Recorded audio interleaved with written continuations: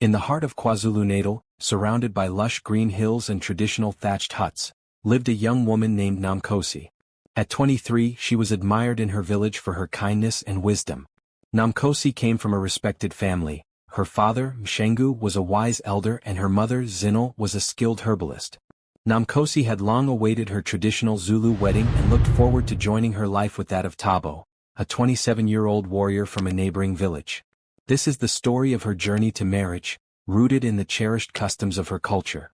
The path to marriage in Zulu tradition begins with the lobola process, a ritual of great significance involving both families. In Zulu culture, marriage is seen as a union not only of two people but of two families, bringing together their strengths, histories, and lineages. Lobola, or the bride price, is a negotiation where the groom's family honors the bride's family with gifts, often cattle, to express their respect and commitment. For Thabo, this began with his family's humble approach to Mshengu, Nomkhosi's father. For Thabo, this process began with his family approaching Mshengu, Nomkhosi's father, with humility and respect. The lead negotiator from Thabo's family was his uncle, Dumisani, age 50, a man known for his wisdom in handling family matters. Lobola negotiations involve complex discussions about the number of cattle and sometimes other gifts, with both families exchanging respectful compliments about the character and upbringing of the bride and groom. It wasn't just about the number of cattle but symbolized the value Thabo placed on Nomkhosi and her family. After 3 respectful visits to the home of Mshengu and Zulu, the families agreed on 11 cattle as the lobola for Nomkhosi.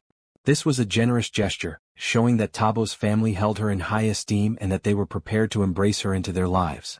As the wedding day approached, Nomkhosi's family prepared with excitement and care. Nomkhosi was given her traditional attire, an isidwaba, a leather skirt signifying her readiness for marriage, and an iqhiya, a beautiful headscarf marking her as a woman stepping into the role of a wife. Her mother, Zulu, spent hours teaching her sacred songs that would invoke blessings upon her and her new family. Nomkhosi's father, Mshengu, gathered the men of the family to share stories of their ancestors, advising Nomkhosi on the responsibilities of marriage. They reminded her that her union with Thabo would not only bring them together but create bonds between their families and ancestors, forming an unbreakable link across generations. Meanwhile, in Thabo's village, his parents, Sifo, age 55, and Nokwanda, age 50, were busy preparing for the marriage feast. Thabo, a well-regarded warrior known for his bravery, would wear traditional attire that included an animal skin draped over his shoulder, a shield and a spear, symbols of strength and protection. On the day of the wedding, Nomkhosi's family gathered by the cattle kraal, a sacred space symbolizing life and prosperity. The men led the cattle around the kraal, invoking blessings from the ancestors to ensure a strong, fruitful marriage. Each movement was a prayer, an act that acknowledged the spirits of their forebears and honored the heritage of both families. As the rhythmic beat of izigubhu drums filled the air, Nomkhosi stepped forward, surrounded by her female relatives who sang traditional Zulu wedding songs. Dressed in her full regalia, she walked slowly toward Thabo, who awaited her in his warrior attire. His family gathered around him, chanting praises to welcome Nomkhosi into their clan, acknowledging the strength she would bring to their lineage. The families formed a circle around the couple, chanting blessings and affirming the bond between the two families. Elders from both sides shared stories and wisdom, reminding the couple of the values of respect, unity, and the responsibilities that came with marriage.